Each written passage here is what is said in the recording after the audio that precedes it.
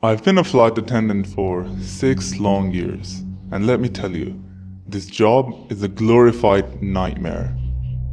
It's a hypersexualized hell where the pressure to conform to insane beauty standards is relentless. You wouldn't believe how many of my colleagues have gone under the knife just to keep their jobs.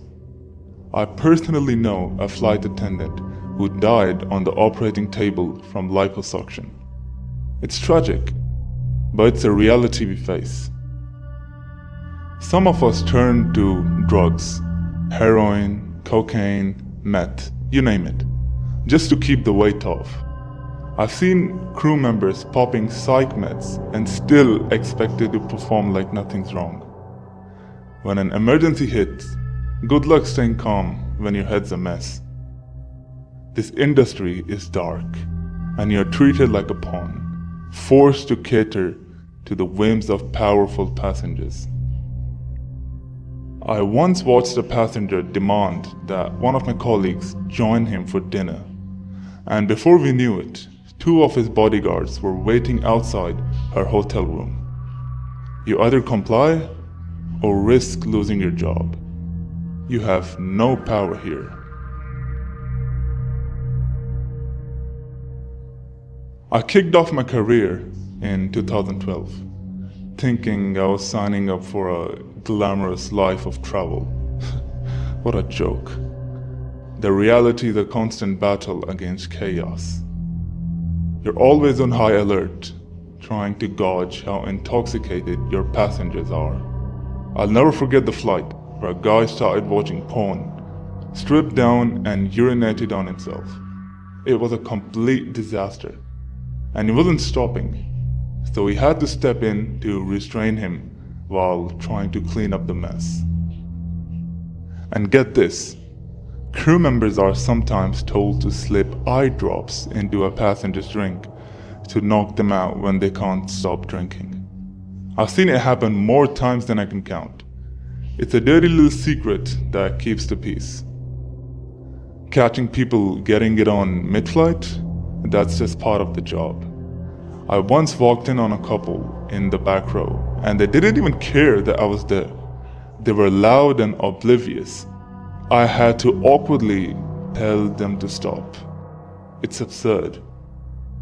One of the most shocking moments of my career, a passenger was trying to smuggle guns on board. An enforcement officer had to swoop in and arrest him. The guy was a cartel gang member on the run, carrying 2 fully loaded assault rifles. The potential disaster was chilling, and it left everyone on edge. And let's talk about violence against crew members. There's no punishment for it, but I once had a passenger freak out because she wasn't sitting next to her boyfriend. She went ballistic, throwing hot noodles in one of the crew members' face. Then the boyfriend came and threatened to blow up the plane. The only consequence?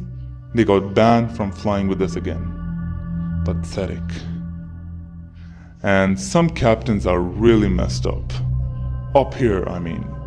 I had one captain try to coerce me into a private meeting in his hotel room.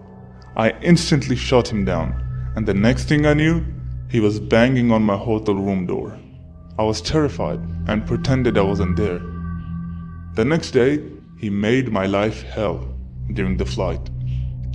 Airlines are always on the hunt for fresh faces to maintain their image. You have to fit a mold, slender, polished, and perfect. Every couple of years, you get the same uniform, and if you don't fit into it, you're grounded. The grooming manager will scrutinize every inch of you. Gain a few pounds or have a skin issue? Good luck flying again.